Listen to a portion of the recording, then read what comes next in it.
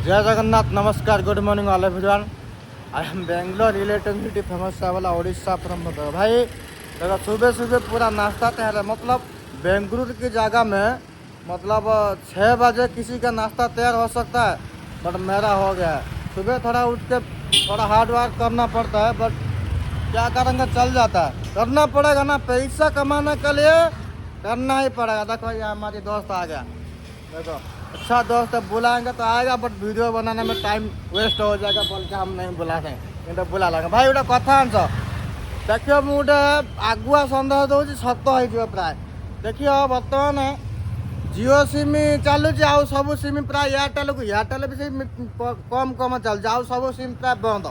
आ से सिम की चलिया लोक हूँ आदानी। देखिए बर्तमान जो सुना दुकानटा बंद है, बंद तो कराएनि, यार मतलब हूँ नकिन वर्ष पर्यंत तार मतलब हूँ सैया सीधा कथा। देखियो किछि दिन पर आउ पूरा इंडिया सहर आदानी अंबानी सुना दुकान हम, बाकी जो सुना दुकान सब बंद सीधा। देखियो या ही हम ताकू माने बंद कहीं मिलियन सुना से बिकिए कौन लास्ट को सी आपे आपे बंद करदे बुझला। देख या ही हम आ विश्वास करे नहीं आउ कहबू क्या कौन माने गोटे कथा समस्ते समस्त कम व्यस्त देश विदेश खबर समस्त जानते, किंतु कई आवाज उठा नहीं राजी नुह।